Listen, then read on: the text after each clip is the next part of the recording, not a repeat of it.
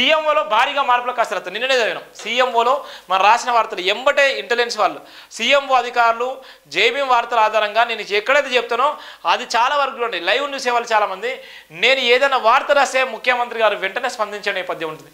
రేవంత్ రెడ్డి గారు వెంటనే స్పందించేటువంటి నేపథ్యం నిన్ననే చెప్పాను. సీఎంఓలో ఇప్పటి వరకు చాలా వరకు మోసాలు జరుగుతున్నాయి. సీఎంఓలో ఒక దళిత పిఆర్ఓ లేరు. సీఎంఓలో అనేక మంది అగ్రకులాస్తులు ఉన్నారు.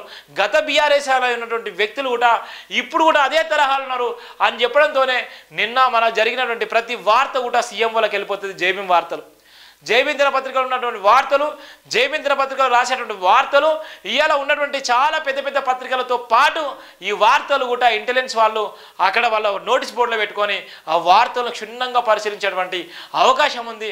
ఆ వార్తల ఆధారంగా జేబీఎం దినపత్రిక నిజంగా ఇవాళ ఉన్నటువంటి ఆన్లైన్లో వస్తుంది. కానీ ఇలా ఫిజికల్గా జేబీఎం దినపత్రిక వస్తే ఇవాళ మనం టాప్ పొజిషన్లో ఉంటాం. కానీ ఎవరు ముందుకో సాయం చేయరు. ఇవాళ సీఎంఓలో కసరత్తు చేస్తున్న సీఎంఓలో నిజంగా ఇవాళ మార్పులు జరగని నేపథ్యంలోనే ముఖ్యమంత్రి రేవంత్ రెడ్డి గారు వెంటనే ఆ ప్రకటన చేయడం జరిగింది. ఇది జేబీఎం విజయం. అనేక సందర్భాలు ఉండండి. ఇవాళ ఎడ్యుకేషన్ మీద మనం పెట్టిన తర్వాత, ఆరోగ్య శాఖ మీద పెట్టిన తర్వాత ఏదైతే మనం మాట్లాడతామో మరుసటి రోజు ముఖ్యమంత్రి గారు దీని మీద రివ్యూ చేసిన నేపథ్యం ఉంది. దాని మార్పులు చేసిన నేపథ్యం ఉంది. ఇది ముఖ్యమంత్రి కదిలించినటువంటి వార్తలు, జేబీఎం దినపత్రికలు ఉన్నటువంటి వార్తలు. వాళ్ళకు బానిసలం కాదు, ఇవాళ వాళ్ళకి సమాధానం చెప్పేటువంటి ఇవాళ నిజమైన జర్నలిజం చెప్పేటువంటి నినాదాన్ని చెప్పొచ్చు.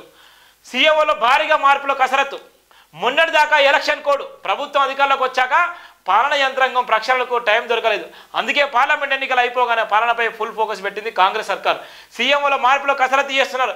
సీఎం రేవంత్ రెడ్డి తెలంగాణలో ఉన్నతాధికారుల బదిలీలా భారీగా ఉండబోతున్నాయి. సీఎంఓలో కీలక పద్ధతులు మారబోతున్నాయా?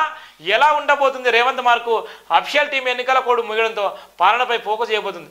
రేవంత్ సర్కార్ ఇందుకోసం అన్ని శాఖల కీలక అధికారులను మార్చాలని ప్లాన్ చేసింది.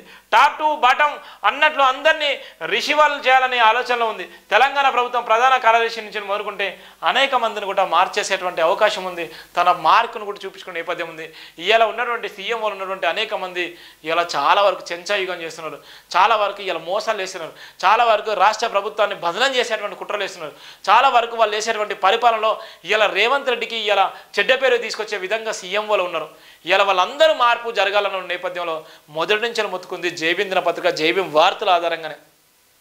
ఇలా అందుకోసమే ఇలా మార్పులు జరుగుతున్నాయి.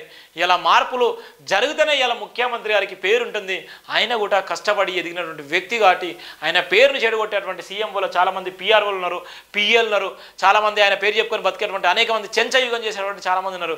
ఇలా రేవంత్ రెడ్డి తన కష్టం నమ్ముకొని ఇలా ప్రభుత్వం ఏర్పాటు చేసుకుంటే ఆ ప్రభుత్వానికి చెడ్డ పేరు తీసుకొచ్చేటువంటి అనేక మంది సీఎంఓలో ఐఏఎస్ ఐపీఎస్ అధికారులు ఇలా పోలీస్ అధికారులు చాలామంది గులాంగిరి చేసే నేపథ్యం ఉంది. వాళ్ళందరినీ కూడా మార్చేస్తేనే సీఎం గారికి ఇలా న్యాయం జరుగుతుంది.